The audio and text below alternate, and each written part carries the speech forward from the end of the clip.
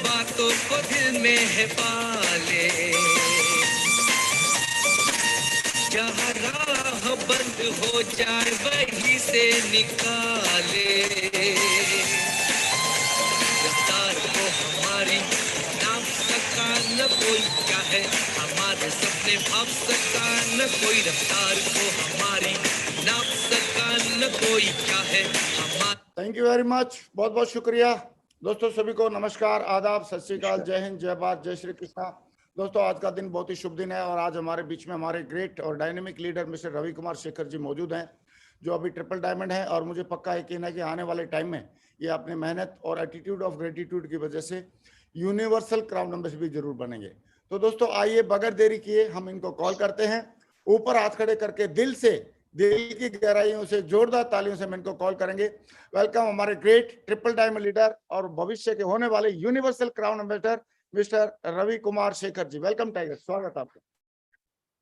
नमस्कार sir. Welcome tiger, welcome जी sir, आवाज क्लियर है ना सर? हाँ आवाज क्लियर है, आप शुरुआत कर सकते। जी सर, सबसे पहले सर बहुत बहुत थैंक यू, धन्यवाद हृदय से चरण बंदन सर कि आपने मुझे इस काबिल समझा कि मैं इस पैनल पे आ सकता हूँ या अपनी कुछ बातें यहाँ पे शेयर कर सकता हूँ। तो बहुत बहुत आभार सर, बहुत बहुत शुक्रिया। एंड रियली में सर कल से जब से मुझे मालूम चला और जब से आपने मुझे ये मौका दिया है, तब से मैं बड़ा एक्साइटेड था आज के इस दिन को लेकर। और मैं ये कैसे कहूँ कि कैसे मैं पूरा दिन कल का गुजारा हूँ। बहुत कुछ प्लानिंग था कैसे क्या, लेकिन आपको सामने देखकर बहुत नर्वसनेस है, क्योंकि लाइफ में पहली बार 8 साल की इस जर्नी में आपसे डायरेक्टली रूबरू हो रहा हूँ और डायरेक्टली आपसे कुछ शेयर कर रहा हूँ। तो बहुत बहुत शुक्रिया सर अगेन इस मौके को देने के लिए। और इस पैनल पे उपस्थित मेरे सभी साथियों को और सभी अपलाइनों को भी हृदय से चरण बंदन और हृदय से नमस्कार। जो लोग YouTube पे लाइव हैं उनको भी नमस्कार, या जो फिर बाद में इस वीडियो को देखेंगे उनको भी दिल से बहुत बहुत नमस्कार।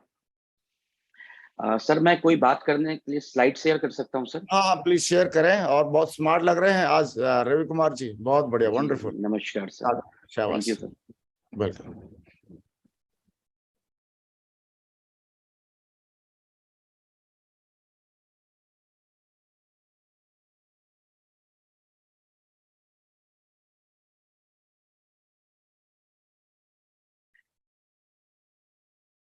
हाँ स्लाइड आगे है आपकी, अब स्टार्ट कर सकते हैं। वेरी गुड, वंडरफुल जी, थैंक यू सर।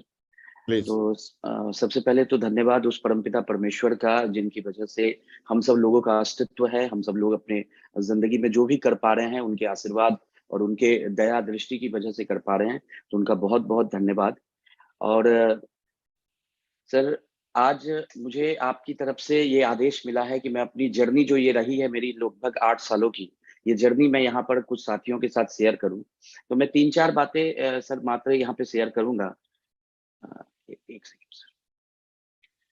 कि सेफ शॉप से पहले मैं क्या था, सेफ शॉप में आज फिलहाल क्या कर रहा हूँ, क्या है जिंदगी, और आज मैं अगर जहां हूँ तो उसकी कुछ अगर वजह मेरे हिसाब से है तो वो क्या है, इन्हीं सब बातों को सर यहाँ पे मैं अभी रखना चाह रहा था। तो रखूं सर? प्लीज प्लीज कंटिन्यू करें, शाबाश, वेरी गुड, वंडरफुल। और सेफ शॉप के प्रोडक्ट के बारे में जरूर थोड़ा चर्चा कीजिएगा, 2-3 मिनट। जरूर जरूर सर, जरूर सर। श्योर। तो सबसे पहले तो सर आज जिस लायक मैं बना हूँ, मैं अपनी जर्नी में आगे बताऊंगा कि मैं कहाँ था। 8 साल पहले मेरा कोई अस्तित्व नहीं था, किसी भी लायक में नहीं था। और अगर आज मैं किसी लायक बन पाया हूँ, अगर थोड़ी बहुत आज सम्मान या जिंदगी में कुछ बेहतर लाइफस्टाइल हो पाया है, तो इसके लिए मैं दिल से सेफ शॉप कंपनी का और हमारे जो ग्रेट मेंटर हैं, हमारे सारे 5 डायरेक्टर जो हैं, उनका बहुत बहुत धन्यवाद अदा करता हूँ। कि अगर वो नहीं होते, उनकी बड़ी सोच नहीं होती, तो शायद आज हम जैसे लोग जिनके पास कोई ऐसा अपॉर्चुनिटी नहीं था जिससे वो जिंदगी में यहाँ तक पहुंच सके, वो लोग आज भी रोड पे एक पत्थर कंकड़ की तरह घूम रहे होते। तो इनका बहुत बहुत धन्यवाद कि इन्होंने एक सोच के साथ एक सेफ शॉप जैसी शानदार कंपनी का गठन किया। और साथ ही साथ मैं बड़ा खुशनसीब हूँ, बड़ा फॉर्चुनेट हूँ कि मुझे ऐसी टीम में काम करने का मौका मिला, ऐसे गुरुओं के साथ काम करने का मौका मिला जो एक से बढ़कर एक मिले, जिनके एजुकेशन को लेकर, जिनके टैलेंट का सहारा लेकर, जिनके लगातार ट्रेनिंग्स, मीटिंग्स, वीडियो ऑडियो को सुनकर मैं लगातार अपनी जिंदगी में आगे बढ़ पाया। संजय जैन सर की बात करूं या सर आपकी बात करूं, या फिर मैं माधव सर की बात करूं, विजयपाल सर की बात करूं, सत्येंद्र प्रसाद सर जो हमारे मेंटर हैं, राकेश प्रसाद सर, अजय पंडित सर, ये लोग वो लोग हैं जिनसे पर्सनली तो बहुत ज्यादा मुलाकात कम ही हो पाती है, लेकिन इन लोगों का पीछे से हाथ एक बहुत बड़ा रहा, ऑडियो वीडियो के रूप में, लगातार मीटिंग्स वगैरह के रूप में, इनकी ट्रेनिंग्स वगैरह से मेरा विजन क्लियर होता रहा। मैं लगातार परेशानियों से निकल निकल कर काम करता रहा, और आज अगर मैं यहाँ पे ट्रिपल डायमंड बन पाया हूँ तो उनमें इन सबका बहुत बड़ा योगदान है। साथ ही साथ मेरे कुछ सीनियर अपलाइन हैं, mister Avinash Kumar sir, mister Sanjeev sir, Satish sir, mister Anjani Kumar Jha sir, mister Ajit Kumar Jha sir और मिस्टर शुभकांत कुमार सर। ये 6 लोग सर लगातार फिजिकली भी इनका बहुत साथ मिला। फील्ड में काम करने के दरमियान दिक्कतें आई या मन का विश्वास जब डगमगाया तो ये लोग फिजिकली भी, मेंटली भी, हर तरह से इन लोगों का लगातार सपोर्ट मिलता रहा, जिसकी वजह से आज मैं यहाँ पर पहुंच पाया। तो इन सबको भी बहुत बहुत शुक्रिया, थैंक यू, धन्यवाद कि इनके वजह से आज मैं यहाँ हूँ।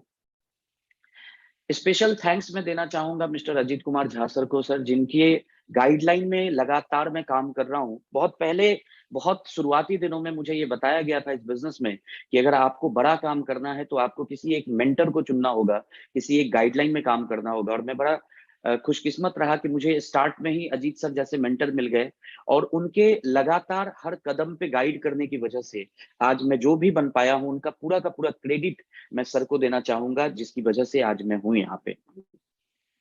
और जैसा कि सर ने मुझे आदेश दिया है कि मैं अपनी जर्नी यहाँ पे शेयर करूं, तो मेरा नाम रवि कुमार शेखर है और मैं बिहार के एक छोटे से शहर समस्तीपुर, एक शहर है बिहार में, उसी समस्तीपुर शहर का रहने वाला हूँ। मेरी एजुकेशन बहुत ही सिंपल रही है। मैं प्राइमरी एजुकेशन ले पाया और बहुत ज्यादा पढ़ाई नहीं कर पाया। मैं 7th 8th स्टैंडर्ड तक तो मेरे परिवार की हालात अच्छे रहे, तो मैं वहां तक तो पढ़ाई कर पाया। लेकिन 7th 8th स्टैंडर्ड के बाद मेरी पारिवारिक की स्थिति अचानक से बिगड़ गई, और शहर में जो लोग होते हैं उनमें क्या होता है कि बाजार से ही सारा कुछ खरीद के जीवन जीने की उनकी एक जीवन शैली होती है, जिसमें वो सब कुछ खरीद के कर रहे होते हैं। और मैं भी ऐसी ही एक जिंदगी जी रहा था। और अचानक जब मैं 7th 8th स्टैंडर्ड में था, लगभग 97 98 के आसपास की बात है, तो उस समय मेरे परिवार में अचानक एक दुर्घटना हो गई। और मैं अपने परिवार में 3 भाई था, एक माँ थी, और कोई बचा नहीं, मैं सबसे बड़ा था। मेरी उम्र बहुत छोटी थी, मैं 7th 8th स्टैंडर्ड का स्टूडेंट था। लेकिन परिवार में अचानक ऐसी परिस्थिति हो गई कि कमाने के लिए मुझे निकलने की जरूरत आ गई। आस पड़ोस के लोग, जो समाज के लोग होते हैं, उन लोगों ने मुझे समझाया कि बेटा अब तुम ही बड़े हो, तुम्ही को सोचना पड़ेगा, करना पड़ेगा। और मेरे हालात या मेरी परिस्थिति ऐसी नहीं थी कि मैं कुछ सोच सकता हूँ। एक 7th 8th स्टैंडर्ड का बच्चा जो है, वो क्या ही प्लान कर सकता है, क्या ही वो कर सकता है, क्योंकि ना उसके पास डिग्री होती है, ना ही उसके पास किसी तरह का कोई बैकअप है जिसमें वो कुछ कर सके। तो मुझे कुछ भी समझ में नहीं आ रहा था कि मैं क्या करूं। तो उस समय हमारे शहर में 97 98 की बात है सर, उन दिनों पीसीओ का कल्चर हुआ करता था।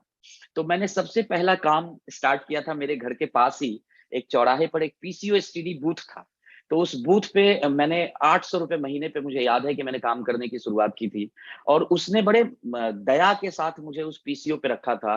उसने यही बोला था कि चलो कोई बात नहीं, अब तुम्हारे हालात ऐसे हैं तो आ जाओ, 800 रुपए हम देंगे और तुम ऐसे ऐसे ऐसे ऐसे काम करना, कुछ करना नहीं है, बस फोन रिसीव करना है। या उसके जो थे उस समय, वो 1 मिनट होते थे तो 2 रुपया, फिर जैसे ही 61 सेकंड होते थे तो 4 रुपया, ऐसे हो जाता था। तो उस पीसीओ पे मैंने काम करने की शुरुआत की 800 रुपए में। लेकिन 800 रुपए में घर नहीं चलता, क्योंकि जिस समय मैं 800 रुपए महीने कमाता था, उस समय मेरे घर का रेंट भी 700 रुपया था। तो 700 रुपया रेंट देने के बाद 100 रुपया में तो नहीं हो सकता था कुछ भी। तो समझ में नहीं आ रहा था क्या करूं। तो मैंने पीसीओ छोड़कर, मैंने थोड़ा ज्यादा पैसा कमाने के लिए, एक पास में एक स्टोर था, पियाजियो कंपनी का टेम्पू आता है, उसका एक शोरूम था। तो वो जो जिनका वो शोरूम था, वो थोड़े जान पहचान के व्यक्ति थे। तो उनसे रिक्वेस्ट किया, तो उन्होंने 1500 रुपये महीने पर मुझे उस शोरूम में रख लिया था काम करने के लिए। तो फिर मैं वहां काम करने लगा। और चूंकि मेरे पास कोई डिग्री नहीं थी या मेरे पास कोई सेल्स का अनुभव नहीं था, तो मुझे वहां पर, आप समझ सकते हैं कि क्लीनर के रूप में, मतलब थोड़ा मैं पढ़ा लिखा था, तो उनको लगा कि चलो यार, क्लीनर भी रहेगा, रिसेप्शन भी कर लेगा, और ग्राहक को भी आगे पीछे देख लेगा, मतलब होल इन सोल एक स्टाफ उनको मिल जाएगा, ऐसा उनको फील हुआ होगा। तो उन्होंने 1500 रुपए में मुझे वहां रख लिया। और वहां मैं काम करने लगा।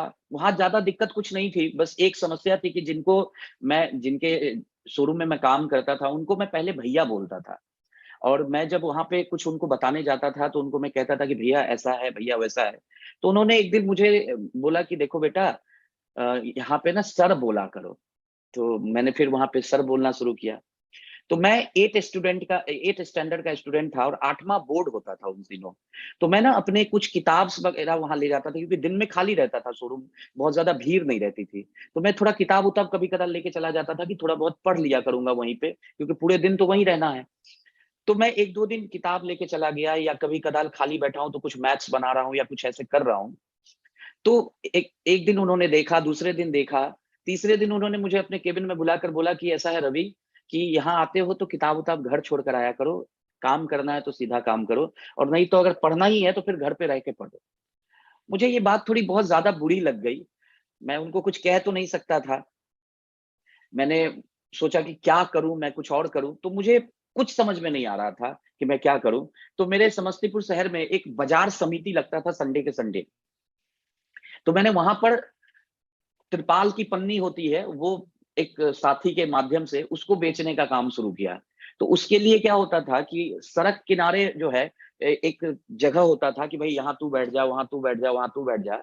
और सड़क किनारे वहां पे ही बैठना होता था, कोई दुकान नहीं होता था, कुछ ऐसा नहीं होता था। वो एक बड़ा सा फील्ड होता था जिसको बाजार समिति का नाम दिया गया था, और वहां सड़क किनारे ही लोग व्यापार कर रहे थे, जो छोटे मोटे व्यापार कर रहे थे। तो मैं वहां पर पहली बार मैंने नौकरी के अलावा व्यापार करने की शुरुआत जो मैंने वहां पर की, वहां पर मैंने 2-4 हजार रुपए का इन्वेस्टमेंट करके पन्नी रख के और पन्नी बेचना के मैंने शुरुआत की।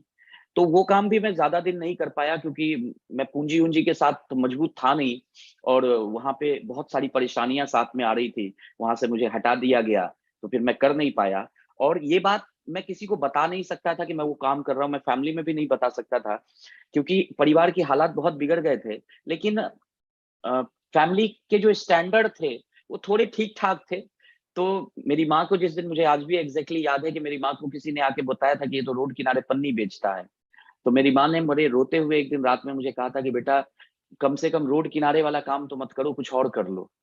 तो ऐसे करके मेरी ज़िंदगी चल रही थी सर, और ऐसे करके मैं आगे बढ़ रहा था, धीरे-धीरे, धीरे-धीरे कर रहा था कि कुछ मैं कर लूँ, कुछ भी कर लूँ। उसी बाज़ार समिति में पन्नी बेचने के दरमियान एक व्यक्ति से मुलाकात हुई हमारी, जिनका नाम था रंजीत प्रसाद। और वो मसाला खरीदने बाज़ार समिति में आते थे, रॉ मटेरियल, हल्दी, धनिया, मिर्चा, ये सब खड़ा मसाला वो खरीदने आते थे बाज़ार समिति में, और उसको अपने यहाँ वो पीस कर मार्केट में बेचा करते थे। तो उनसे मेरी थोड़ी जान-पहचान हुई, तो मैंने उनसे शेयर किया कि भई मुझे कुछ काम चाहिए, मैं कुछ काम ढूँढना चाहता हूँ, काम ढूँढ रहा हूँ। तो उन्होंने मुझे कहा कि देखो, मैं तो बहुत बड़ा काम कुछ नहीं कर रहा, लेकिन मेरी एक फैक्ट्री है कॉटेज इंडस्ट्री टाइप की, जिसकी मैं पैकिंग करके मसाले की मार्केट में बेचता हूँ। अगर तुम चाहोगे तो मैं वो मसाला एक निश्चित रेट लगा कर तुम्हें दे दूँगा। तुम अगर मार्केट बेच सकते हो तो बेच लो, एक बीच का जो कमीशन होगा वो तुम्हारे हाथ लग जाएगा। मुझे पता भी नहीं था उन दिनों कि उस काम को कहते क्या थे। बाद में पता चला कि उसको कहते हैं हॉकर।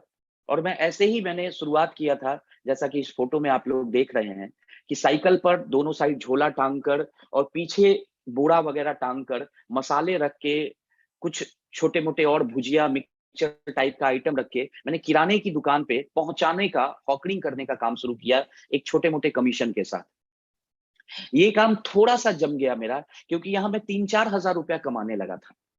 और मेहनत मैं खूब करता था मार्केट में। साइकिल से मैं 18-18 किलोमीटर, 20-20 किलोमीटर, 22-22 किलोमीटर, 25-25 किलोमीटर तक की जर्नी मैं साइकिल से करता था, और मसाले बेचता था किराने दुकान में जाकर।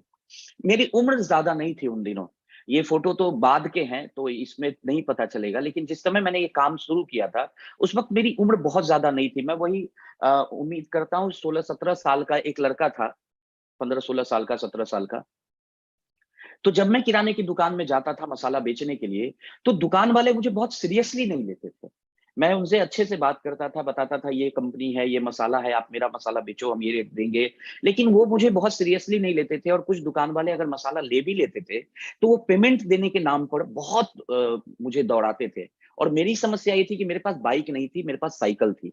तो मैं 22 किलोमीटर दूर माल पहुंचाने भी जाता था, और 22 किलोमीटर दूर, 25 किलोमीटर दूर पेमेंट लाने भी जाता था। और ये इतना हेक्टिक काम होता था, इतना हार्ड हो जाता था कि मैं कमाता कम था और परेशान ज्यादा होता था।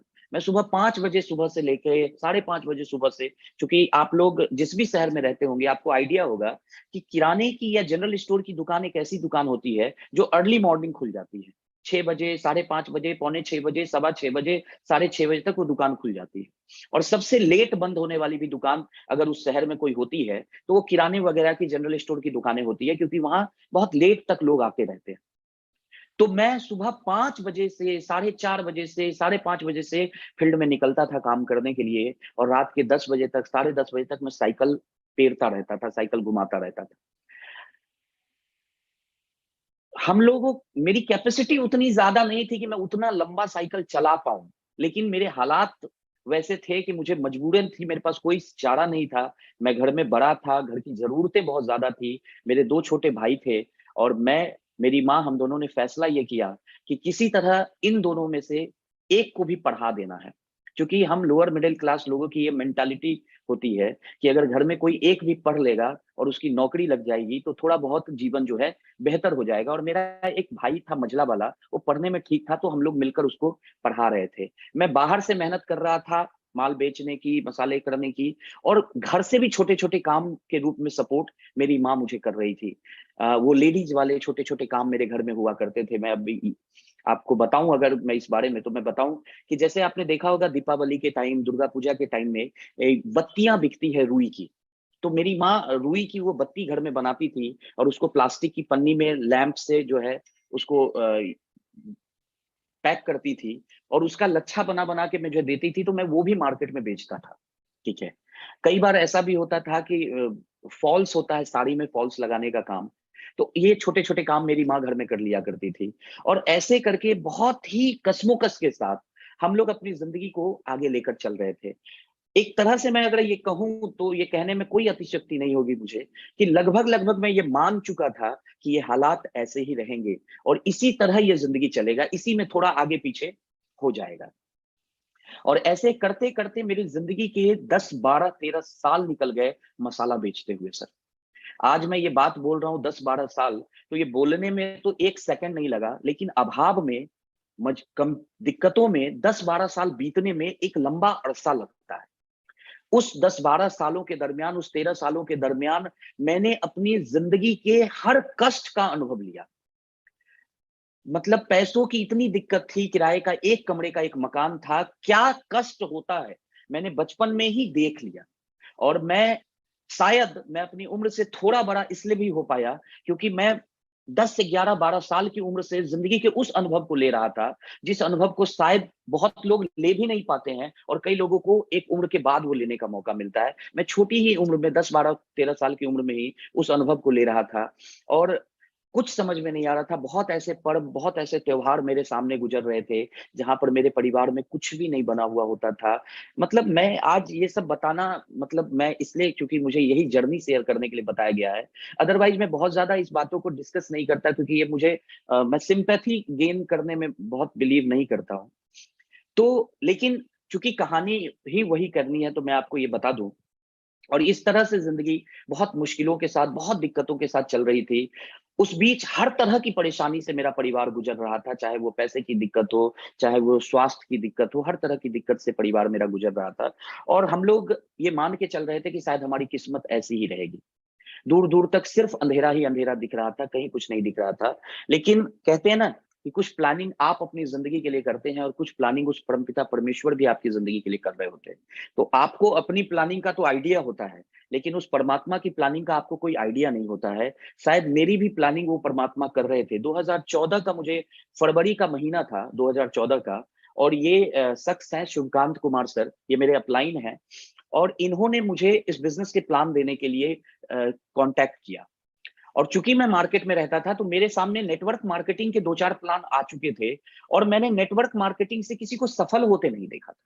मैं टू बी फ्रैंक, मैं ये बात बताऊं कि मेरे सामने कई लोगों ने अलग अलग कंपनियों के प्लान दिए, और 6 महीने बाद, 7 महीने बाद मैं उनसे पूछता था कि भाई क्या हो रहा है, तो पता चलता था वो वही काम कर रहे हैं जो काम को छोड़ कर आए थे नेटवर्किंग करने के लिए।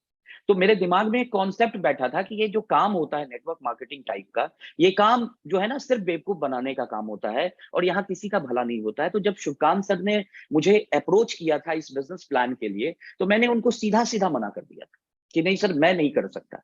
लेकिन इस बिजनेस में कहते हैं ना, एक फॉलो अप, एक सिस्टम होता है। तो वो मुझे बार बार अप्रोच करते रहे, लगातार वो मुझे अप्रोच करते रहे कि रवि जी एक टाइम दीजिए, सुन तो लीजिए, देख तो लीजिए क्या है कैसा है, फिर आप जो है फैसला लीजिएगा, बिना देखे क्यों फैसला कर रहे हैं। ऐसे वो फोन पे या मिलकर वो मुझे बता रहे थे, लेकिन मैं एकदम उनके पकड़ में आने को तैयार नहीं। मुझे एक दिन की घटना याद आ रही है। एक दिन संडे का दिन था और संडे का सेमिनार होता है, उन दिनों मुझे नहीं पता था। और वो मेरे घर के पास आ गए जहां मैं रहता था रेंट पर, और उन्होंने मुझे बाहर से ग्रिल को नॉक किया। और जब उन्होंने ग्रिल को नॉक किया तो मैंने एक पर्दा लगा हुआ था बीच में पैसेज के, तो मैंने एक अंदाजा लगाया। तो चूंकि लगातार पिछले एक आध महीने से वही कंटिन्यू परेशान कर रहे थे, तो मुझे लगा शायद वो वही है। तो मैंने अपनी माँ को आगे भेजा और मैंने माँ को बोला कि माँ, एक व्यक्ति है वो सुकांत जी, अगर वो होंगे तो कह देना कि नहीं है। और मेरी माँ ने भी जाकर कह दिया कि नहीं है। लेकिन मेरी माँ जब अंदर आई तो मेरी माँ बहुत गुस्से में थी, क्योंकि उनको ये लगा कि शायद गरीबी में, अभाव में ये बाहर कर्जा तो नहीं लेने लगा है लोगों से, और कर्ज लेने वाले लोग तो नहीं आ रहे हैं इसको ढूंढते हुए। तो मेरी माँ अंदर गुस्से में आई और उन्होंने मुझे कहा कि क्यों तुम नहीं मिलना चाह रहा था, क्या ऐसा दिक्कत था, क्या डर था जो तुम नहीं मिलना चाह रहा था। तो मैंने माँ को यूं ही बताया कि अरे वो एक कंपनी ज्वाइन कर लिया है, और वो कंपनी में ज्वाइन करने के चक्कर में लगा हुआ है, इसलिए नहीं मिलते, उससे मिलेंगे तो 10-12 हजार रुपया हमारा बर्बाद करवाएगा। तब मेरी माँ ने बोला अच्छा ऐसी बात है, तब तो बिल्कुल मत मिलो। तो मुझे लगा चलो एक से भले दो हो गए। तो उसी दिन की बात है, शाम में 3-4 बजे के आसपास मैं अपने घर से चौराहे की तरफ जा रहा था, तो मेरा फोन बजता है और मैंने फोन देखा तो उन्हीं का फोन था। और मैं थोड़ा-सा उन दिनों, चूँकि समझ नहीं थी, मुझे क्या पता था कि ये मेरी ज़िंदगी को बदलने आ रहे हैं। चूँकि वो बार-बार फ़ोन करते थे, तो मैंने उनका नंबर सेव कर लिया था, और मैंने उनका नंबर उनके नाम से सेव नहीं किया था। उनका नंबर मैंने हेडेक नाम से सेव कर लिया था, ठीक है?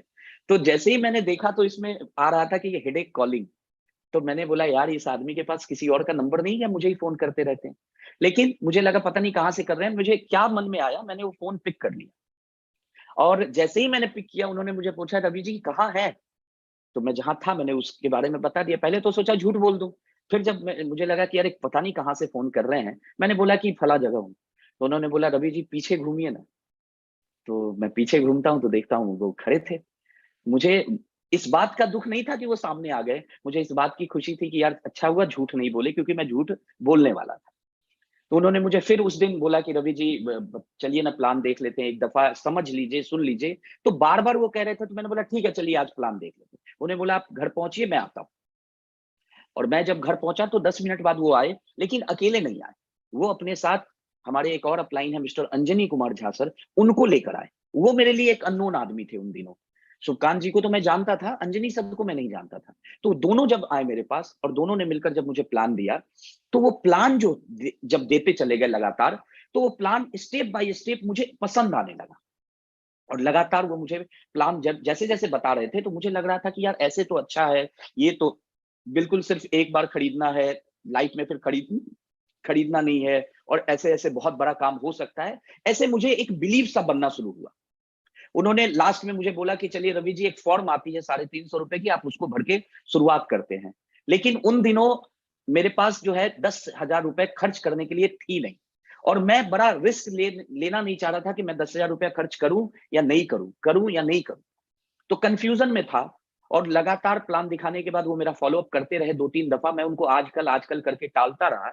उसी बीच अंजनी सर ने मेरे पास आकर उन्होंने एक दिन मुझे बोला कि रवि जी लगता है आपका विजन क्लियर नहीं हुआ है इस बिजनेस को ज्वाइन करने का, इसीलिए आप आजकल आजकल करके टाल रहे हैं। तो एक काम करिए ना, आप ₹10,000 खर्च मत कीजिए, आप ₹2,000 खर्च कीजिए और मेरे साथ आगरा चलिए, और मैं आपको एक प्रोग्राम वहां दिखाता हूं, और उसके बाद आपको अच्छा लगे तो इस बिजनेस को करिएगा, नहीं तो मत करिएगा।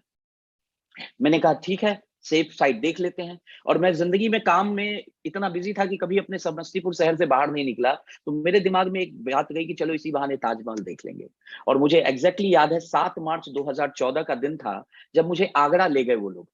और आगरा में हमारे ग्रेट मेंटर मिस्टर राकेश प्रसाद सर का डायमंड सेलिब्रेशन हो रहा था।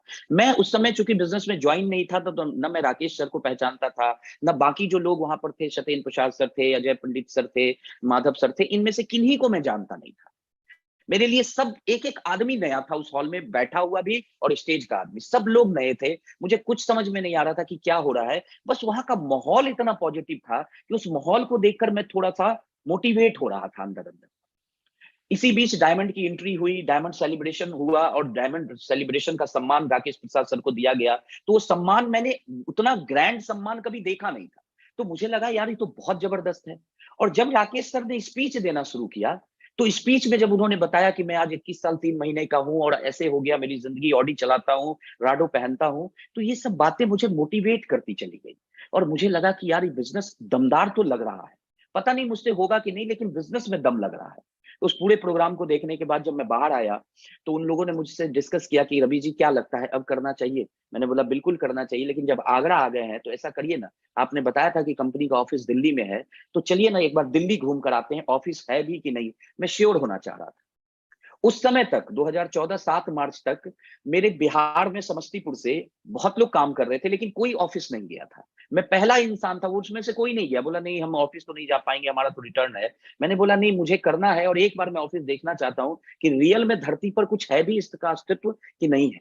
और मैं वहां से दिल्ली चला गया ऑफिस देखने के लिए। और मैं ऑफिस देखने गया अपने भरोसे को बढ़ाने के लिए। कंपनी जाकर मैंने ऑफिस देखा, तो यही फोटो वो फोल्डर में दिखाए थे मुझे, और ऐसा ही बिल्डिंग मैंने वहां खड़ा देखा। तो मुझे लगा कि यार जैसा फोटो था बिल्कुल सेम वैसा ही है, तो कुछ सच्चाई है। और इन सब चीजों से मैं मोटिवेट होकर वापस आया, और अप्रैल माह से मैंने इस बिजनेस को करने की शुरुआत की। इस बिजनेस को जुड़ने के पीछे जो मेरे 5 मुख्य रीजन थे, वो रीजन ये थे कि सबसे पहला रीजन तो ये था जो नॉर्मली सबके साथ होता है, कि ये जो पैसा बताया जा रहा था 8 लाख रुपया महीना, वो मेरे लिए भी इतना बड़ा रकम था कि मुझे लग रहा था अगर मुझे मिलेगा ये तो मेरी जिंदगी बदल जाएगी। दूसरा, मैं बहुत दिनों से एक बहुत ही परेशान और कॉम्प्रोमाइजिंग लाइफ जी रहा था, और मैं थक सा गया था उसको जीते जीते। तो मुझे लगा कि शायद ये बिजनेस मुझे उस लाइफ से बाहर निकाल सकता है। पता नहीं था कि निकलूंगा कि नहीं निकलूंगा, एक उम्मीद सी जगी थी।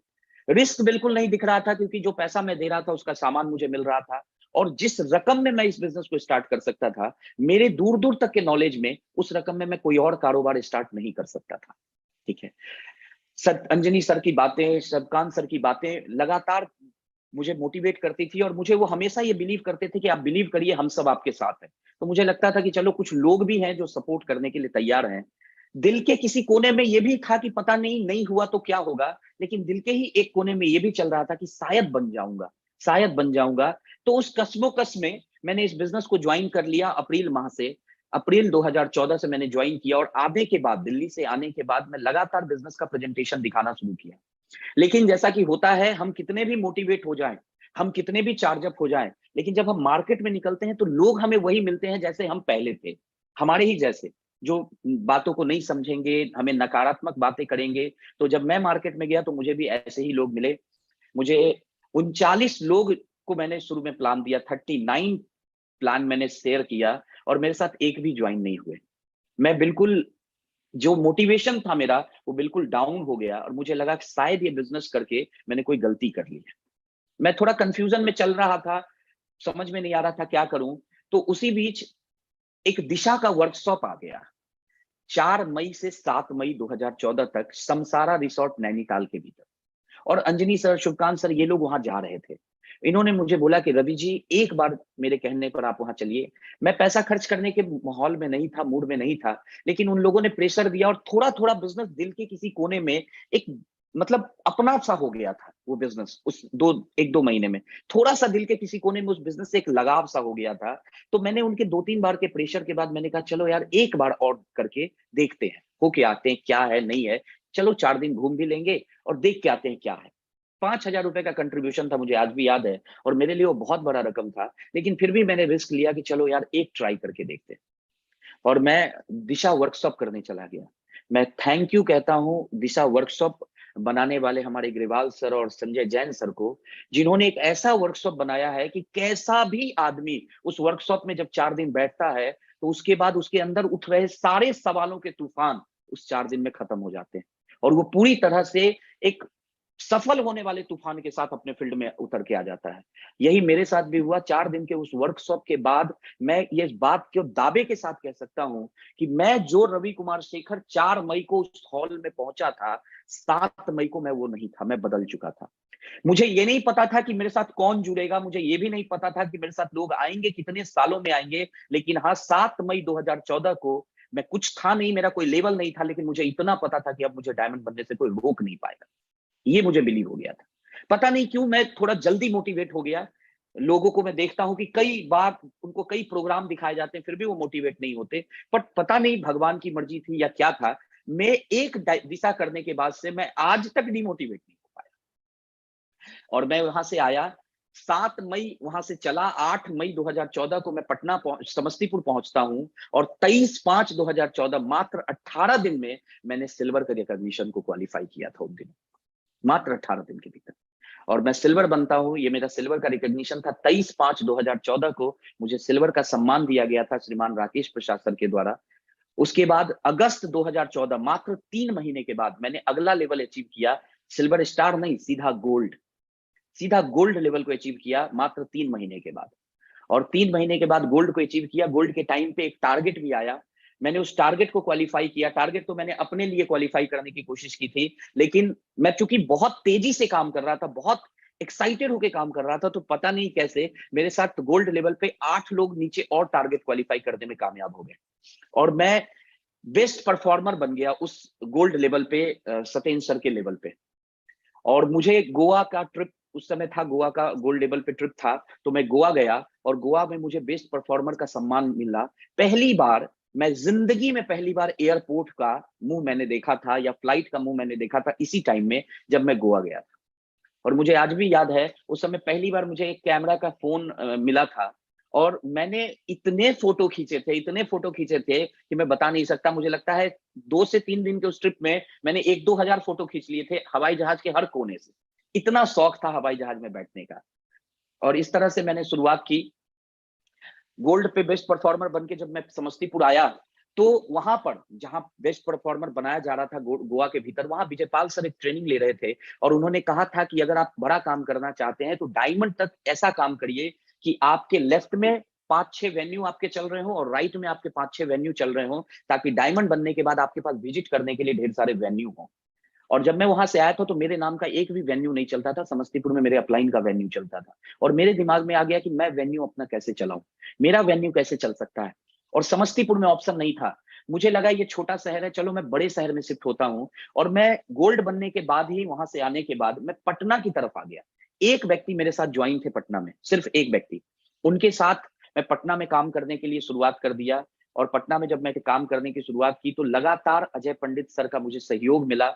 उस समय से अजय पंडित सर का गाइडलाइन मुझे मिलने लगा। वो कभी टेलीफोनिक, कभी फिजिकली जब भी इधर आते थे, क्योंकि पटना और बिहार शरीफ उनका आना जाना होता था, तो उस चीजों से उन्होंने मुझे बहुत सपोर्ट किया। और धीरे धीरे मैं पटना में टीम बनाने में कामयाब हुआ। फिर मेरे पर्ल का रिकॉग्निशन हो गया। समस्तीपुर में गया, अपने पटना से ही कुछ लोगों को लेकर मैं समस्तीपुर गया, मेरा वहां पर्ल का रिकॉग्निशन हुआ। और पर्ल के रिकॉग्निशन के बाद मेरी एक मीटिंग चल रही थी, तो उस मीटिंग में अजय पंडित सर ने मुझे कहा कि रवि जी, कार कब खरीद रहे हो। और मेरे जहन में बिल्कुल कार का कोई कॉन्सेप्ट नहीं था, कि मैंने सोचा यार अभी तो पैसे भी नहीं कमाए, और पैसे कमाऊंगा तो सबसे पहले घर बनाऊंगा, कार थोड़ी लेंगे। तो मेरे दिमाग में था कि कार तो बहुत बाद की बात है। लेकिन उन्होंने मुझे बोला कि रवि जी, कार कब ले रहे हो। मैंने बोला सर, कार तो अभी सोचा नहीं। उन्होंने बोला तो अब सोचिए, पर्ल आप हो गए हैं। अगर पर्ल और टोपाज के बीच में आप कार ले लेते, एग्जैक्टली ये शब्द उन्होंने कहा कि पर्ल और टोपाज के बीच में अगर आप कार ले लेते हैं, तो यकीन मानिए आप 1 साल पहले डायमंड बन जाते हैं। मैंने बोला लेकिन सर, मेरे पास कार ले लूंगा, मैं रेंट के मकान में रहता हूँ, कार लगाऊंगा कहाँ। बोला कोई बात नहीं, किसी दूसरे के घर लगा देना, लेकिन अभी जो जमीन खरीदोगे या घर बनाने के बारे में सोचोगे, तो जितने पैसे में कार आएगी उतने पैसे में तो घर बनने का भी। दूसरी बात, अगर जमीन भी खरीदते हो, तो जमीन जो छोटा सा खरीदोगे उसको कहाँ लेके जाओगे दिखाने के लिए। लेकिन कार एक ऐसा टूल्स होगा आपके लिए, जिसको जिसके दरवाजे पे लगा दोगे, उस व्यक्ति को ये समझ में आएगा कि नहीं, पैसे तो आते हैं। और मुझे ये बात उनकी समझ में आई। मैंने अपने घर में डिस्कस किया, लेकिन आप समझ सकते हैं कि एक ऐसा परिवार जहां पे खाने की दिक्कत है, 2 पैसा आने की शुरुआत हुई है, और वहां का बच्चा घर बोले कि अब मैं कार लूंगा, तो गार्जियन तो कभी सपोर्ट नहीं करेंगे। तो मेरे घर के भाई गार्जियन ने सपोर्ट नहीं किया, लेकिन मुझे सर की बात समझ में आ रही थी, तो मैंने उनको अगेंस्ट करके, आप देखेंगे ये कार की डिलीवरी में मेरी माँ तक नहीं खड़ी है, मेरा भाई तक नहीं खड़ा, मैं अकेला ले रहा हूँ डिलीवरी। ठीक है, बिकॉज मेरे घर से कोई नहीं आया, सब नाराज हो गया मुझसे। लेकिन मुझे सर ये बोले थे कि रवि जी, ये टूल्स का काम करेगा, ये बहुत बड़ा टूल्स आपके लिए बन जाएगा। तो मैंने बोला कि सर लेंगे कार, और सबको नाराज करके भी मैंने कार ली। मुझे ऐसा लग रहा था कि शायद आज वो मेरी बात नहीं समझ रहे हैं, लेकिन जिस दिन मैं सफल हो जाऊंगा, उस दिन उनको समझ में आएगा कि मैं जो कर रहा था वो सही के लिए कर रहा था। इसलिए कुछ जगहों पर मैंने उनको नाराज किया। उनको दुखी करना नहीं चाहता था, लेकिन मेरे कुछ कारणों से वो दुखी हुए और मैं जानता था कि अभी वो होंगे, क्योंकि जब मैं निकला हूं सफर में तो मेरे विजन से उनका विजन मैच नहीं करेगा, ये मालूम था मुझे। तो मैंने कार ले ली और सच में अपलाइन की कही हुई बात सही हुई। इसीलिए कहा जाता है कि शायद अपलाइन भगवान के रूप में होते हैं, जो आप नहीं देख सकते वो देख लेते हैं। और यही हुआ कि कार लेने के बाद मेरी बिजनेस में एक अजीब सा ग्रोथ हुआ। मैं जहां भी जाता था, मेरी उम्र छोटी थी, मैं कार से जाता था तो लोगों को लगता था यार पैसा तो आ रहा है इसके पास। और इस तरह से मेरी सफलता थोड़ी बड़ी हुई और मैं फटाफट फटाफट इस बिजनेस में जो है कामयाबी लेने लगा। और मैं 18/10/2015 को, यानी कि ज्वाइन करने के 1.5 सालों के अंदर, मैं अपना चौथा लेवल ले रहा था टोपाज का।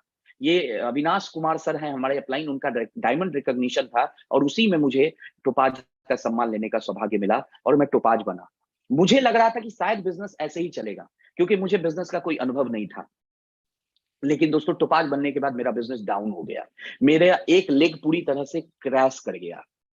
मैं पटना आ गया था, मेरी समस्तीपुर में रिच हैंड काम कर रही थी, मैं थोड़ी टीम को लेकर पटना आया था और कुछ दूसरी कंपनियों का एक चक्कर लगा उन दिनों 2015 के आसपास, और मेरा एक पूरा का पूरा ग्रुप जो है उसमें मूव कर गया।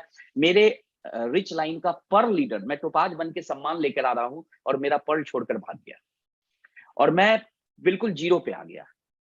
लेकिन बिजनेस समझ में आ चुका था, तो मैंने स्क्रैच से फिर शुरुआत की। बिलीव था इस बात का कि चाहे वक्त ज्यादा लगे लेकिन मैं एक दिन डायमंड बनूंगा। मुझे लगता है, मैं इस बातों को बताने में एक लाइन जरूर एक्स्ट्रा जोड़ूंगा, मुझे लगता है कि अगर आप सेल्फ मोटिवेटेड हैं तो आपको सफलता लेने से कोई रोक नहीं सकता है। लेकिन अगर आप बाहरी मोटिवेशनल पेप टॉक से मोटिवेट होते हैं तो हो सकता है आप कभी मोटिवेट होंगे, कभी डीमोटिवेट होंगे। मेरे लिए अच्छी बात ये रही कि मुझे बात इतनी अच्छे से समझा दी गई थी कि मैं, बिजनेस अप्स एंड डाउन्स हुए लेकिन मुझ में डीमोटिवेशन कभी नहीं आया। और मैंने स्क्रैच से फिर से शुरुआत की। पटना में कुछ लोग थे, उनके साथ मैंने टीम बनाने की शुरुआत की। 1 साल लग गया। जहां 2015 में मैं टोपाज बना था, 17/10/2016 को मैं इस बिजनेस से एमरल्ड बना। उसके बाद 1 साल और लगा और मैं यहां से रूबी बना 18/11/2017 को। लेकिन इस 2 सालों में मैंने बिजनेस को फिर से एस्टेब्लिश कर लिया था। तो मैंने मात्र थोड़ा सा वक्त लगा के 3 से 4 महीने का और समय लगाकर मैं 26 फरवरी 2018 को इस बिजनेस से डायमंड हो गया। सर लोग बताते थे कि 4 साल मेहनत करो तो डायमंड हो जाएंगे। मैंने भी इस बिजनेस को 4 साल से 2 महीने पहले ही अपना डायमंडशिप अचीव किया। और मुझे वो सम्मान लेने का, जिस सम्मान को मैं दूसरे को लेते देखता था, हजारों प्रोग्राम में मैं जाता था और वहां जाकर मैं व्हाइट सूट में दूसरे को एंट्री करते देखता था, उनके लिए तालियां बजाता था, खुश होता था, लेकिन मन में एक कसक सी होती थी कि शायद मैं कब बनूंगा। 26 फरवरी 2018 वो दिन हुआ जिस दिन मुझे इस सम्मान को लेने का मौका मिला और मैं डायमंड बना। ये मेरी माँ है, मेरी साथ में खड़ी है। मेरी माँ मेरे साथ में आई थी उस प्रोग्राम को लेने के लिए और वो पूरा परिवार आया और मेरी माँ स्टेज पर भी आई। तबीयत खराब थी उनकी, बट उसके बाद भी आई और बहुत खुश थी। मेरे लिए वो बहुत प्राउड मोमेंट था कि मेरा फैमिली खुश है, मेरे परिवार के सभी लोग खुश हैं और इस तरह से मैं डायमंड बना। जिंदगी बदलने की शुरुआत हुई। मैं इस बिजनेस की वजह से बहुत अच्छी अच्छी चीजों का ख्वाब देख पाया, सपना देख पाया और न सिर्फ सपना देख पाया बल्कि उसको अपने जीवन में हासिल कर पाया। मैंने इस बिजनेस से पहले कभी घड़ी नहीं बांधी थी, 25-50 रुपए की घड़ी बांधता था। लोगों को शादियां होती हैं तो ससुराल से घड़ी मिलती है, मेरी तो शादी भी नहीं हुई थी तो मुझे ससुराल से घड़ी भी नहीं मिल सकती थी। लेकिन इस बिजनेस में शौक था कि मैं घड़ी पहनूं। तो जब इस बिजनेस में मुझे पहली घड़ी खरीदने का मौका मिला तो मैंने पहली ही घड़ी खरीदी थी, वो 50,000 रुपए की घड़ी खरीदी जो इधर लेफ्ट साइड में है। और जब दूसरी घड़ी खरीदने का मौका मिला तो मैंने 3,13,400 रुपए की राडो खरीदी, जो इस फोटो में भी है और जो मैंने अभी भी बांध रखी है अपने कलाई पे। आज देखा जाए तो 4-4.5 लाख की घड़ी खरीद के मैंने रखी, 2-3 और घड़ियां खरीदी और आज घड़ियों का कलेक्शन है। मैं तय करता हूं कि कौन सी पहनूं। मुझे नहीं मालूम था कि कलम भी 10,000 रुपए के होते हैं, लेकिन शौक पूरे करने के लिए मौका देता है सेप शॉप। आप अगर मेहनत करो दम से तो मौका देता है सेप शॉप आपके शौक को पूरा करने के लिए। तो मैंने वो शौक भी पूरा किया। एंड्रॉइड मोबाइल क्या होता है इसको यूज करने का सपना हुआ करता था, लेकिन आज मैकबुक लिया और न सिर्फ एक मैकबुक, आप देखेंगे ये मैकबुक एयर है जिसपे मैं बात कर दिखा रहा हूं, आप मतलब ये फोटो में है। और अभी जिस मीटिंग में स्लाइड में ले रहा हूं, मैंने दूसरा मैकबुक प्रो लिया है 1.5 लाख रुपए का, उससे मैं अभी इस मीटिंग को कंडक्ट कर रहा हूं। तो ये सब कुछ हुआ मेरे घर में। आज दो मेरा छोटा भाई है, वो दोनों भी मैकबुक यूज करता है। घर का अर्निंग हैंड आज भी मैं ही हूँ, मेरे दोनों भाई अभी भी पढ़ते हैं और वो लोग भी मैकबुक यूज करता है, आईफोन यूज करता है, फ्लाइट से जर्नी करता है। तो ये सब चीज मेरे लाइफ में आज चेंज हुए हैं इन 8 सालों के भीतर। आज अगर मैं बात करूं तो जर्नी साइकिल से शुरू हुई थी, एक सेकंड हैंड मोटरसाइकिल से शुरू हुई थी, लेकिन इस बिजनेस से मैंने फर्स्ट हैंड मोटरसाइकिल भी लिया। मैंने पहली मोटरसाइकिल इस बिजनेस से सेफ शॉप में आने के बाद जो खरीदी थी वो थी हीरो होंडा की स्प्लेंडर मोटरसाइकिल, 55-60 हजार रुपए में खरीदी थी। उस मोटरसाइकिल को थोड़े दिन चलाया, उसके बाद मैंने एक दूसरी मोटरसाइकिल खरीदी। एक्चुअली मेरी हाइट थोड़ी कम है और मुझे बुलेट चलाने का बहुत शौक था, तो मैं बुलेट तो खरीद नहीं सकता था हाइट कम होने की वजह से, तो मैंने बुलेट जैसी दिखने वाली एक गाड़ी खरीदी, 1.25 लाख के आसपास पड़ी थी, बजाज की एवेंजर, मैंने उसको खरीदी। फिर अपलाइन लोगों के आशीर्वाद से मुझे कार खरीदने का मौका मिला और मैंने 8.25 लाख रुपए की Hyundai top model i20 car खरीदी। और एक कार बहुत होता है ऐसा मुझे लगता था, लेकिन इस बिजनेस में सौभाग्य मिला। अभी लास्ट 2 साल पहले मैंने 2020 में दूसरी कार भी खरीदी है, टॉप मॉडल क्रेटा, लगभग 18-19 लाख रुपए पड़ गए इसके। आज 2 कार है मेरे पास, बाइक्स हैं, मतलब किसी चीज की दिक्कत नहीं है बहुत ज्यादा।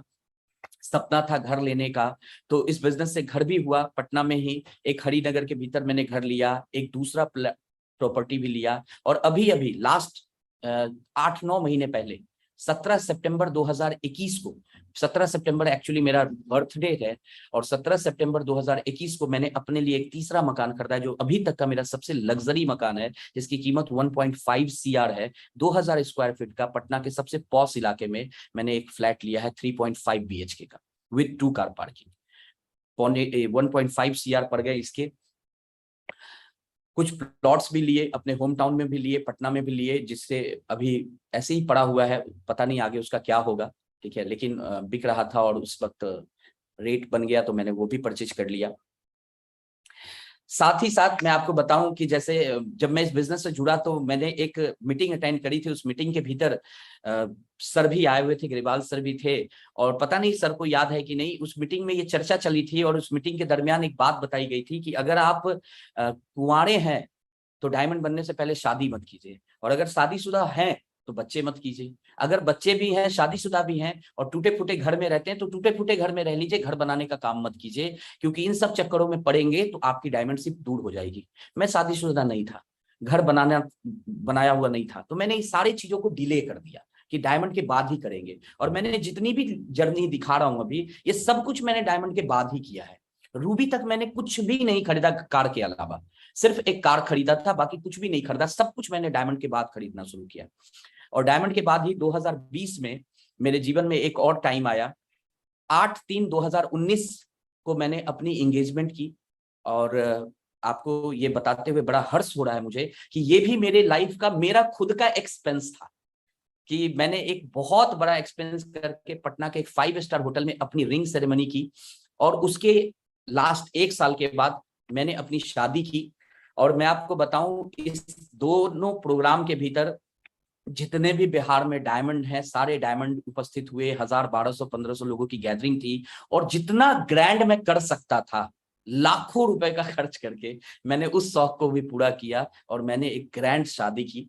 बहुत लोग गए, सबने उसको बहुत सराहा, मेरे अपलाइनों के चेहरे पे भी, आंखों पे भी वो खुशी दिखी कि यार रियली में अच्छी शादी इसने की। और इस तरह से मैं अपनी जिंदगी को लेकर आगे चल रहा हूं। अभी 2 साल हुए हैं, मैंने ये शादी 26 फरवरी 2020 को की थी, एग्जैक्ट उसी दिन जिस दिन मेरा डायमंड शिप हुआ था। डेट भी उसी दिन रखा था जिस दिन मेरा डायमंड शिप हुआ था, 26 फरवरी को। उसी दिन एग्जैक्टली मैंने अपनी शादी की, आज से 2 साल पहले। मेरी वाइफ है यहाँ पे साइड में, और इस तरह से मैंने अपनी जिंदगी की गाड़ी को आगे बढ़ाया। कभी मैं ऐसा था, इस तरह से मैंने जर्नी की शुरुआत की थी। आप अगर लास्ट के फोटो में देखेंगे तो मैं एक प्रोग्राम में हूँ, ताली बजाने के लिए खड़ा हूँ। तो इस तरह की जर्नी के साथ, इस तरह के चेहरों के साथ, इस तरह के हाव भाव के साथ मैंने इस बिजनेस में शुरुआत की थी। आज अगर मैं देखूं तो मैं कुछ इस तरह से अपनी फैमिली के साथ लाइफ जी रहा हूँ। हर तरह का जीवन, सम्मान, प्रतिष्ठा, पैसा, हर कुछ आज सेफ शॉप की वजह से मेरी जिंदगी में है। एक लग्जरी जो होती है, जो मैंने कभी फिल्मों में देखा था या सोचा था कि ये सब तो मेरे जीवन का हिस्सा नहीं है, आज वो लग्जरी मैं जी रहा हूं। और मुझे बहुत खुशी है ये कहते हुए कि इस पे पूरा का पूरा योगदान सिर्फ सेफ शॉप का है, क्योंकि मेरे पास अर्निंग के लिए सिर्फ और सिर्फ एक काम है और वो है सेफ शॉप। दूसरा कोई काम मैं नहीं करता। ये मेरी जिंदगी है आज। तो इस सब चीजों को मैं आपके साथ आज शेयर कर रहा था। ये अभी तक सेफ शॉप की वजह से मेरे साथ हुआ है। अभी तो मैंने मात्र 8 साल की जर्नी की है, अभी तो सिर्फ ट्रिपल डायमंड बना हूं, अभी तो बहुत दूर तक जाना है, अभी तो सीखा है बिजनेस को करना। अब असली उड़ान भरूंगा यहाँ से कि बिजनेस होता कैसे है। कोविड की वजह से थोड़ा सा बिजनेस डगमगा गया था, लेकिन अब बिजनेस वापस एस्टेब्लिश होना शुरू हो गया है और अब यहाँ से मैं बिजनेस को लेकर बहुत ऊपर जाने वाला हूँ। इस जर्नी में मैं अगर बात करूं कि कुछ बातें जो मुझे लगी कि इस जर्नी में मैंने फॉलो किया, जिस वजह से मुझे सक्सेस मिली, मैं वो बात यहाँ पर आपसे शेयर करता हूं। मैं जानता हूं यहाँ पर आप सब लोग बहुत काबिल, बहुत सफल और बहुत ही दमदार लोग हैं, लेकिन चूंकि मैं ये बात कर रहा हूं तो मैं अपनी जर्नी के कुछ की पॉइंट्स जरूर आप लोगों के साथ हाईलाइट कर देता हूं। मैं सिखाने या समझाने की कोशिश नहीं कर रहा, बस कुछ बातें आपके सामने रखता हूं। मेरी पहली प्राथमिकता रही सीखना, क्योंकि मुझे ऐसा लगता था कि बिना सीखे मैं सफल हो नहीं सकता। तो आज तक इस बिजनेस में 2014 में अप्रैल माह से ज्वाइन हुआ और आज 2022 का अगस्त है। इस पूरे 8 साल की जर्नी में आज तक कोई ऐसा प्रोग्राम या कोई ऐसी मीटिंग नहीं हुई, चाहे वो फ्राइडे की ट्रेनिंग हो, चाहे वो कोई बड़े प्रोग्राम बाहर जाके अटेंड करने की हो, जिसमें मैं मौजूद नहीं रहा हूं। शायद यही एक कारण थी कि मुझ में डीमोटिवेशन नहीं आया। मुझे लगता है कि आज अगर कोई व्यक्ति रोड पे एक पंक्चर बना रहा है ना, तो वो 5 रुपए 10 रुपए का पंक्चर बनाने के लिए भी 6 महीने सीखा होता है, इसलिए उसको 5 रुपया कोई दे रहा है। तो मेरा ऐसा मानना है कि आप अगर सीखेंगे नहीं तो आपको भी कोई पैसा नहीं देगा। आप मार्केट में एक बार देखिए, कोई भी इंसान अगर 2 पैसा आज कमा रहा है तो वो इसलिए कमा रहा है क्योंकि उसने किसी एक कलाकारी को सीखा हुआ है। अगर कोई दूध निकाल के कमा रहा है तो उसने वो सीखा है, कोई मोटरसाइकिल बना के कमा रहा है तो उसने वो सीखा है। हर किसी ने कोई ना कोई कलाकारी में महारत हासिल की है, इसलिए आज वो उससे पैसा कमा रहा है। अगर आप या हम सेफ शॉप से पैसा कमाना चाहते हैं तो हमें सेफ शॉप की कलाकारी सीखनी पड़ेगी। हम यहाँ पे कमजोर कई बार पड़ जाते हैं। दूसरी चीज अगर मैं बात करूं तो छोटे लेवल पे ही मैंने अपनी पूरी जिम्मेदारी निभाकर सेफ शॉप में काम किया। मात्र 39 लोगों की टीम बनी थी मेरी और मैंने कोर ट्रेनिंग करना शुरू कर दिया था। मैंने सीखा फास्ट थोड़ा सा कि मैं तेजी से कोर ट्रेनिंग करूं, तेजी से ग्रुप मीटिंग करूं, क्योंकि मुझे पता है कि अपलाइन का सपोर्ट आपको जिस शहर में अपलाइन है उस शहर में तो मिलता है, लेकिन जब दूसरे शहर में आप काम करने जाएंगे तो वहां सिर्फ आपका टैलेंट ही काम आएगा, और अगर आप सीखे हुए नहीं है तो दूसरे शहर में आप बिजनेस नहीं फैला पाएंगे। छोटे लेवल पे ही नए शहर को बिल्ड करने में निकल गया था, और मैं ऐसा मानता हूं कि अगर बिजनेस को बहुत पैसा बिजनेस से कमाना है तो बिजनेस को एक्सप्लोर करना ही पड़ेगा। आप मल्टीपल सिटी में जब तक बिजनेस नहीं करेंगे आप बहुत ज्यादा पैसा नहीं कमा सकते, क्योंकि हर सिटी का एक सैचुरेशन पॉइंट होता है। उस लेवल पे जाने के बाद आप कितना भी उसमें मीटिंग कर लीजिए, ट्रेनिंग कर लीजिए, कुछ भी कर लीजिए, चेक उसी के आसपास रहेगा। अगर आपको अपने चेक बहुत बड़े बड़े बनाने हैं तो आपको मल्टीपल सिटी में अपने ब्रांचेस लगाने पड़ेंगे और वहां जाकर काम करना पड़ेगा। तो छोटे लेवल से ही मैंने नए नए शहर को बिल्ड करने की भी शुरुआत की। प्रमोशन पे पूरा फोकस किया, क्योंकि बहुत पहले कोड ट्रेनिंग की एक स्लाइड में एक लाइन लिखी हुई थी कि जिसको प्रमोशन आ गया उसको नेटवर्किंग आ गया। तो मैंने हमेशा से प्रमोशन पे पूरा फोकस किया। जब भी कभी कोई मीटिंग हुई, चाहे वो फ्राइडे की ट्रेनिंग रही हो, चाहे वो डायमंडशिप रहा हो, मैंने सब काम छोड़कर सिर्फ इस बात पे फोकस किया कि सबसे ज्यादा लोग मैं कैसे बिठाऊं उसमें। तो प्रमोशन की वजह से भी बिजनेस बहुत तेजी से आगे बढ़ा। सिंगल माइंड अप्रोच कॉन्सेप्ट पे ही मुझे लगता है कि काम करना चाहिए। एक मेंटर, एक अपलाइन, एक सिस्टम को अगर आप फोकस नहीं करेंगे तो काम बड़ा नहीं होगा। मैं बहुत ऐसे लोगों को जानता हूं जो इस बात के लिए टेंशन में है कि सफलता नहीं मिल रही। मैं देखता हूं उनका सिंगल माइंड अप्रोच नहीं है। सेफ शॉप कर रहे हैं, सेफ शॉप में ज्वाइन है, लेकिन कंफ्यूज है, दूसरी कंपनी में भी घूम रहे हैं।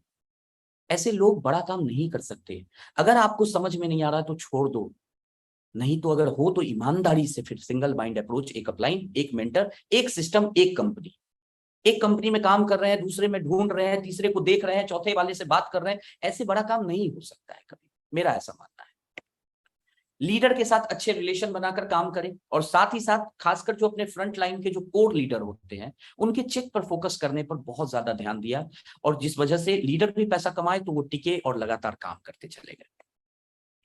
फोकस ऑन टारगेट, ये वो मौका है जो ग्रेवाल सर हमेशा बोलते हैं अपनी मीटिंग में इधर कि 8 टारगेट करते करते आप डायमंड बन सकते हैं। तो शॉर्ट टाइम में डायमंड बनने का इससे बड़ा फार्मूला नहीं हो सकता है।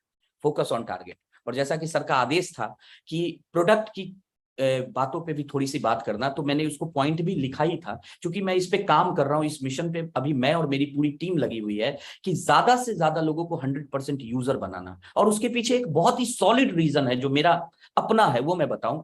लगभग कंपनी के जितने भी प्रोडक्ट खाने, लगाने या इस्तेमाल करने वाले होते हैं, लगभग प्रोडक्ट मेरे घर में इस्तेमाल होते हैं, खाए जाते हैं या लगाए जाते हैं, चाहे उसको मैं यूज करता हूं, हर प्रोडक्ट को। और कुछ प्रोडक्ट ऐसे हैं जिसको मैंने, मतलब कंपनी के पास मुझे लगता है अगर 200 प्रोडक्ट का रेंज है तो 190 प्रोडक्ट तो जरूर मैंने मंगा लिए होंगे आज तक। 2 4 5 10 प्रोडक्ट ऐसे होंगे जो शायद मैंने अभी तक टच नहीं किया होगा, नहीं तो सारे प्रोडक्ट मैं मंगाया हूं। और मैं और मेरी पूरी फैमिली इस बात को एक्सेप्ट करती है खुले मन से कि हमारी कंपनी के जो प्रोडक्ट हैं उसकी जो क्वालिटी है, जिस रेट में वो प्रोडक्ट आपको अवेलेबल हो रहा है, उस रेट में उस क्वालिटी के प्रोडक्ट मार्केट में नहीं मिल रहे हैं। ये मैं खुला बोल रहा हूं। आप में से भी जिन लोगों ने जो जो प्रोडक्ट यूज किया होगा आपको पता है, जो आपने यूज नहीं किया होगा हो सकता है उसकी क्वालिटी को लेकर आप थोड़े सस्पिशियस हो, लेकिन जिसको आपने यूज किया होगा आप उसके बारे में श्योर है कि यार उसकी क्वालिटी तो लाजवाब है। मैं बताऊं, मैंने हर प्रोडक्ट की क्वालिटी को चेक किया हुआ है, हर प्रोडक्ट यूज किया हुआ है, क्योंकि अगर हमें 100% यूजर बन के रीपर्चेज पे छाना है ना, और रीपर्चेज पे बड़ा काम करना है, तो उस क्वालिटी से हमें वाकिफ होना बहुत जरूरी है। हम वाकिफ होंगे तभी खुले मन से, पूरे दमदारी से हम उस प्रोडक्ट के बारे में लोगों को बता पाएंगे। और मैंने वही पर फोकस किया, हर प्रोडक्ट को मंगाया, चाहे आज वो प्रोडक्ट अवेलेबल हो या ना हो। मैं आपको बताऊं, एक एक प्रोडक्ट मेरे घर में इस्तेमाल हुए हैं, और जो प्रोडक्ट आज साइट पर नहीं है मेरे घर में, उसके लिए रोज एक बार 2 बार मेरे फैमिली मेंबर्स जो है याद दिलाते हैं कि बाम आया क्या, सौंफ आया क्या, टॉयलेट क्लीनर आ गया है क्या, फ्लोर क्लीनर आ गया है क्या, क्योंकि अब वो नहीं है, हमारे घर में भी खत्म हो चुका है और साइट पे नहीं है। तो इतने अच्छे क्वालिटी के प्रोडक्ट हैं कि आप जब उसकी क्वालिटी को यूज करेंगे तो आपको समझ में आएगा कि रेट और क्वालिटी के हिसाब से आपका प्रोडक्ट का क्वालिटी 20 पड़ेगा। ये बहुत अच्छा एक मौका है हमारी कंपनी के द्वारा दिया गया हम लोगों को, कि हम लोग रीपरचेज करके उसी इंसान और उसी टीम के साथ लंबे समय तक कारोबार कर सकते हैं, लंबे समय तक पैसा कमा सकते हैं। देखिए, आप अपने मार्केट में थोड़ा सा अपने आसपास नजर दौड़ाइएगा तो देखिएगा बहुत सारी किराने की दुकान होगी, बहुत सारी कपड़े की दुकान होगी, बहुत सारी ज्वेलरी की दुकान होगी। आप देखते होंगे एक किराने वाले की दुकान पे कितने ग्राहक है उसके, मुश्किल से 100 या 150 या 200 को उसने पकड़ रखा है, लेकिन उस 200 ग्राहक के साथ उसने पिछले 20 साल से कारोबार उसका चल रहा है। उसके घर बन गए, उसके बच्चे पढ़ गए, उसके लाखों रुपए की आमदनी हो रही है, उसकी कार की व्यवस्था हो रही है उसी 200 ग्राहक से। रीपरचेज शॉर्ट टर्म में हमें शायद समझ में आए या ना आए, लेकिन लॉन्ग टर्म में उससे बड़ा पैसा किसी पर में नहीं हो सकता। तो प्रोडक्ट पे हमें फोकस जरूर करना चाहिए, और मैं और मेरी पूरी टीम 100% यूजर के मिशन पे ही अभी काम कर रहे हैं। हर प्रोग्राम के बीच, चाहे वो फ्राइडे की ट्रेनिंग हो, संडे का सेमिनार हो, हर जगह हर प्रोग्राम में हम लोग प्रोडक्ट को डिस्प्ले भी करते हैं और हर समय प्रोडक्ट का डेमोन्स्ट्रेशन करते रहते हैं। अभी जस्ट लास्ट फ्राइडे की ट्रेनिंग में मैंने एकेडमिया मंगाया अपने, और एकेडमिया की मैंने डेमोन्स्ट्रेशन की लाइव, क्योंकि कई बार क्या होता है जो चीजें साइट पे अवेलेबल है वहां समझ में नहीं आती, लेकिन जब लोग टच करके, छू के देखते हैं तो उनको समझ में आती है कि प्रोडक्ट क्या है। मैंने अभी 2 सप्ताह पहले शुक्रवार को ट्रेनिंग करी थी, और वहां मैंने एक सेफ स्मार्ट स्टार एकेडमिया मंगवाया था और उसका मैंने डेमोन्स्ट्रेशन किया। उसके बाद से मेरी टीम में स्मार्ट स्टार एकेडमिया के सेल बहुत बढ़ गए। पहले मेरी टीम में भगवत गीता ज्यादा बिक रहे थे, जब से मैंने डेमोन्स्ट्रेशन किया है, जब से लोगों ने छू कर देखा है, बजा कर देखा है, चेक किया है, तब से स्मार्ट स्टार एकेडमिया के प्रोडक्ट के रेट सेल बढ़ गए। तो प्रोडक्ट को जब लोग देखते हैं, जानते हैं, समझते हैं, तो ऑटोमेटिकली उसको ऑर्डर करना शुरू करते हैं। लेकिन उनको जानना, समझाना और दिखाने की जिम्मेदारी हमारी एज ए लीडर होती है। लीडर जो है ना सर, लीडर, मैं आप सब लोगों को बताऊं, लीडर एक ऐसा व्यक्ति होता है जिसको आगे चलकर अपने नीचे वाले को रास्ते दिखाने के लिए कहा जाता है। और अगर लीडर चीजों में पीछे चल रहा है तो फिर उसकी टीम कैसे आगे चलेगी। और आप सब लोग लीडर हैं, हम सब लोग लीडर हैं, तो हमें कुछ चीजों को जरूर फोकस करना चाहिए। तो ये मैं आपके साथ शेयर करना चाह रहा था, और यही मेरी आज की टॉपिक थी, मैंने इसके बारे में बात किया। एंड मुझे नहीं पता कि मैं कितना अच्छा बोल पाया, कितनी बातों को जस्टिफाई कर पाया, लेकिन मैं इतना जरूर कहूंगा आज आपको कि जितनी भी बातें मैंने आपके साथ की है, ये शब्द जरूर मैं बोल रहा था, लेकिन ये सिखाया हुआ मेरे अपलाइनों का है। अगर कुछ गलती हो गई है मेरे बोलने के दरमियान में तो उसकी पूरी जिम्मेदारी मैं लेता हूं और हाथ जोड़ के मैं क्षमा मांगूंगा अगर आप में से किन्हीं को किसी मेरी बात बुरी लगी हो तो। लेकिन अगर मेरी कोई बात अच्छी लगी हो तो ये सारा मेरे अपलाइनों का ज्ञान है, सारे अपलाइनों की वजह से है। तो मैं जरूर कहूंगा कि आप उसे जरूर फॉलो करें। जो भी बातें आपको कोई एक बात दो बात भी अगर समझ में आई हो तो उसे जरूर फॉलो करें। जिंदगी में आपने जितने भी बड़े सपने देखे होंगे ना सर, मैं भरोसा दे सकता हूं, आपको विश्वास दे सकता हूं, सेफ शॉप से बड़ा कोई अपॉर्चुनिटी नहीं हो सकता आपके सपनों को पूरा करने के लिए। जितनी आसानी से और जितने बेहतर तरीके से सेफ शॉप आपके सपनों को पूरा कर सकता है, किसी भी सेफ शॉप के बाहर आप सर्च करते रह जाएंगे, ऐसा कोई प्लेटफॉर्म नहीं मिलेगा जहां पर आप इतनी इजीली अपने लाइफ को इतना बड़ा ट्रांसफॉर्म कुछ सालों के भीतर कर सकते हैं। तो विश्वास के साथ, भरोसे के साथ, मिशन के साथ काम करिए, एक मजबूत विजन के साथ काम करिए और आप खुद देखेंगे कि 2 से 3 4 सालों के बाद आपके जिंदगी में एक बहुत बड़ा परिवर्तन आपके परिवार के लोग, आपका समाज ये महसूस करेगा। इन्हीं बातों के साथ मैं अपनी बात यहीं पे समाप्त करता हूं। आप सबका बहुत बहुत धन्यवाद। Thank you very much. Thank you very much Ravi Kumar Shekhar ji, बहुत बहुत शुक्रिया आपका। आज आप आए पैनल पे और आपने पूरी अपनी सक्सेस जर्नी को शेयर किया। और रियली में आपको जब से हम सुन रहे थे तो ऐसे ही लग रहा था कि आपको सुनते रहें। और आप इस बिजनेस में मुझे पक्का यकीन है कि जो आपका एटीट्यूड है, जो आपका ग्रेटिट्यूड है, जो आपके वर्क एथिक्स है और जो आपकी लगातार सीखने की जो इच्छा है, आपको पक्का यूनिवर्सल क्राउन नंबर तक पहुंचाएगी। हमारी ढेर सारी शुभकामनाएं। और मैं चाहता हूं रवि कुमार शेखर जी के लिए दिल से ऊपर हाथ खड़े करके एक जोरदार तालियां धन्यवाद के लिए, बहुत जोरदार। बहुत बहुत धन्यवाद। Thank you sir. ये रोक सका न कोई बढ़ते कदम, तूफानों से लड़ने का हम में दम, न ठोक सका हमको कोई भी गम, के साथ हमारे है सक्सेस सपोर्ट सिस्टम,